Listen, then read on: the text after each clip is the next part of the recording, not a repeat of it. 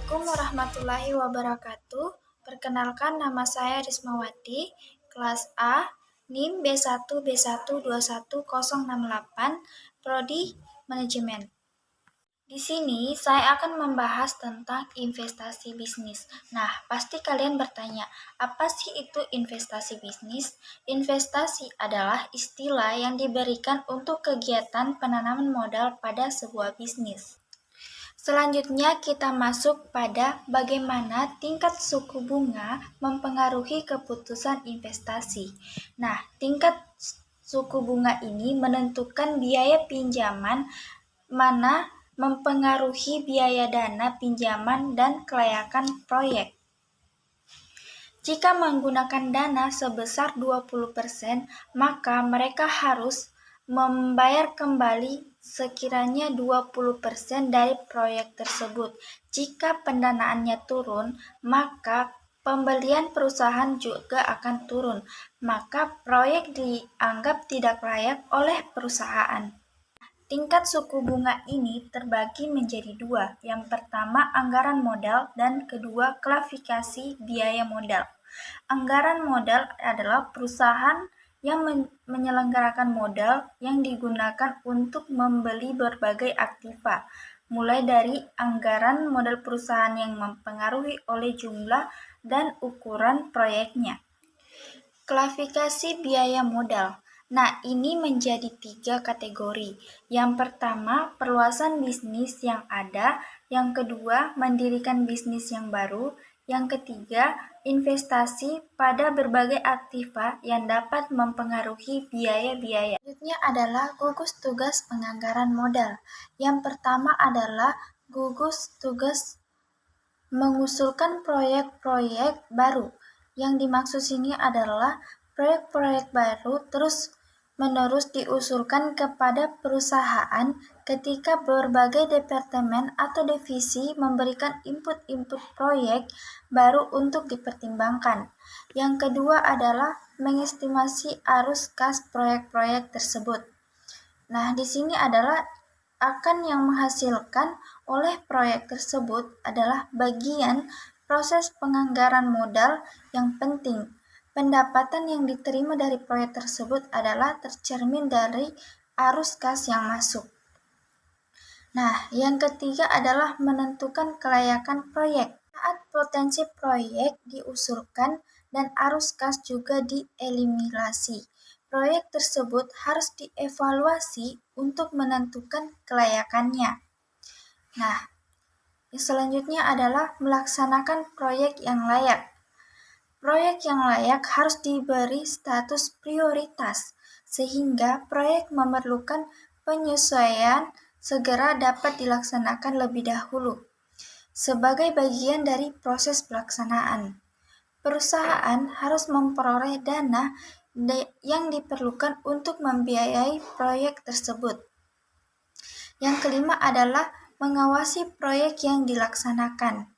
Nah, di sini yang dimaksud adalah meskipun sebuah proyek telah dilaksanakan, tetapi harus diawasi setiap waktu, karena biaya dan keuntungan aktual proyek tersebut harus dibandingkan dengan estimasi yang dibuat sebelum proyek dilaksanakan. Selanjutnya adalah analisis penganggaran modal. Nah, di sini terbagi menjadi dua. Yang pertama adalah latar belakang present value. Yang kedua adalah mengestimasi net present value. Yang pertama, karena uang untuk memiliki nilai waktu, maka pembayaran yang diterima oleh perusahaan pada suatu di masa mendatang memiliki nilai yang lebih rendah dari nilai pembayaran yang tepat diterima hari ini. Nah, yang kedua adalah mengestimasi net present value, yang artinya net present value sebuah perusahaan atau proyek adalah sama dengan present value atau PF, arus kas yang dikurangi biaya perolehan. Selanjutnya adalah integrasi teknologi setelah merger. Integrasi teknologi informasi adalah proses yang sulit untuk sebuah perusahaan yang terkait dengan merger adalah ekosisi departemen teknologi perusahaan yang terkait. Selanjutnya adalah merger. Merger adalah dua perusahaan yang digabungkan atau bergabung menjadi sebuah perusahaan yang dimiliki oleh pemilik yang sama atau pemegang saham. Nah, merger ini terbagi menjadi tiga. Yang pertama adalah merger horizontal, yang kedua merger vertikal, yang ketiga adalah merger konglomerat. Nah, merger horizontal adalah kombinasi perusahaan yang melibatkan jenis bisnis yang sama. Nah, yang kedua itu adalah merger vertikal. Apa sih itu merger vertikal? Nah, itu adalah sebuah kombinasi perusahaan yang dengan pemasok atau pelanggan potensial. Sementara merger konglomerat adalah kombinasi dua perusahaan yang bisnisnya tidak saling berhubungan. Selanjutnya adalah beberapa motif perusahaan untuk melakukan merger. Yang pertama itu ada pertumbuhan yang cepat, yang kedua adalah skala ekonomis, yang ketiga keahlian manajerial, yang keempat keuntungan pajak. Selanjutnya adalah leverage buyout. Nah, pada leverage buyout ini, kelompok investor membeli sebuah perusahaan atau anak perusahaan dengan dana pinjaman. Misalnya, pertimbangan vertifikasi perusahaan yang merencanakan menjual divisi jasa keuangan untuk memperoleh uang tunai. Selanjutnya adalah divestasi. Nah, divestasi adalah sebuah perusahaan yang ada. Perusahaan memiliki beberapa motif untuk divestasi. Sebuah perusahaan divest atau menjual bisnis yang bukan merupakan bagian inti operasi perusahaan sehingga dapat berfokus untuk melakukan pekerjaan yang terbaik. Contohnya seperti Ford Motor Company yang menjual bisnisnya yang tidak berhubungan dekat dengan inti bisnisnya. Selanjutnya adalah keputusan investasi jangka pendek. Nah, di sini terbagi menjadi tiga. Yang pertama adalah manajemen likuiditas.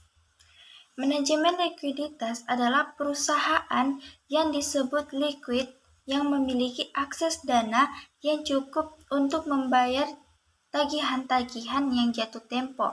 Misalnya, mereka melakukan investasi pada T-bills yang merupakan surat utang jangka pendek yang dikeluarkan oleh lembaga sekuritas as. Yang kedua adalah piutang dagang. Piutang dagang memiliki piutang dagang jika memberikan kredit kepada pelanggan. Nah, manajemen piutang dagang ini menentukan batas kredit yang diberikan oleh pelanggan dan jangka waktu tempo pembayaran. Yang ketiga adalah manajemen persediaan. Ketika memelihara jumlah besar persediaan, perusahaan terhindar dari kehabisan persediaan atau kekurangan. Nah, selanjutnya adalah analisis merger. Yang pertama, ini terbagi menjadi tiga. Yang pertama, mengidentifikasi prospektus potensi merger. Yang kedua adalah mengevaluasi prospektus potensi merger. Yang ketiga adalah prosedur-prosedur merger. Nah, kita beralih yang pertama ya. Mengidentifikasi prospektus potensi merger.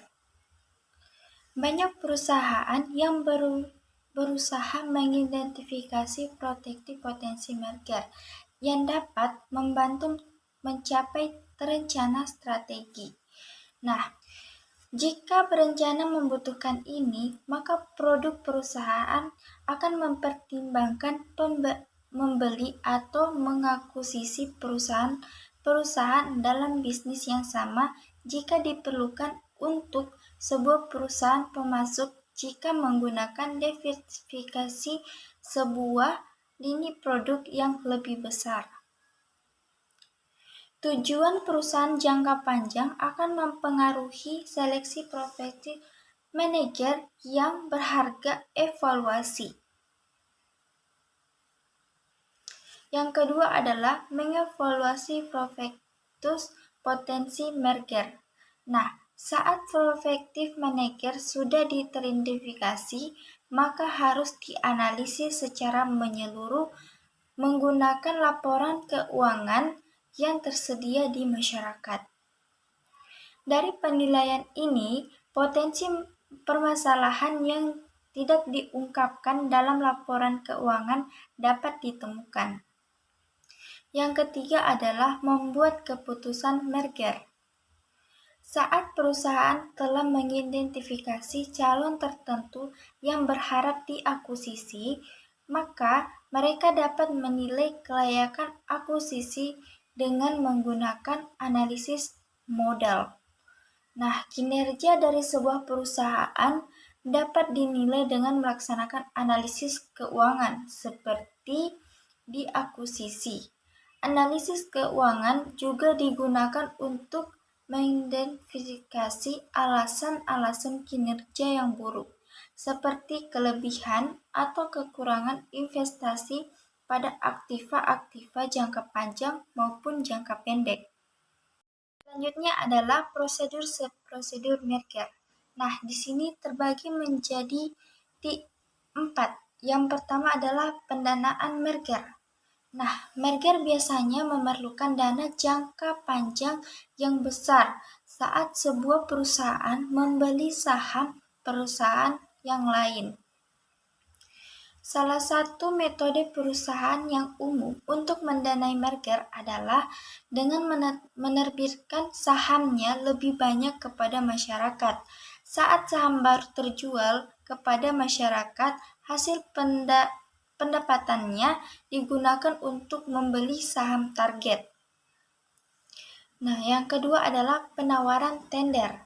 Pertama-tama, perusahaan harus menghubungi manajemen perusahaan target untuk menegosiasikan merger. Nah, perusahaan penguisisi ini biasanya akan membayar premi perusahaan target yang membuat kesepakatan yang berarti dengan perusahaan pemegang saham targetnya. Jika kedua perusahaan tidak dapat menyepakati, maka persyaratan-persyaratan perusahaan pengakuisisi dapat mengupayakan penawaran tender. Jadi, penawaran tender dapat menyelesaikan merger meskipun manajemen perusahaan target tidak menyetujuinya.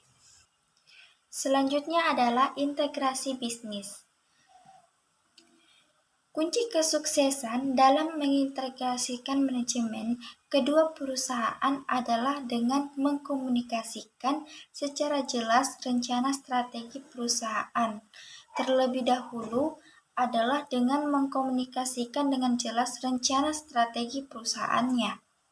Nah, selanjutnya adalah evaluasi pasca merger. Setelah merger, perusahaan harus menilai atau menganalisis biaya atas keuntungan merger secara periodik.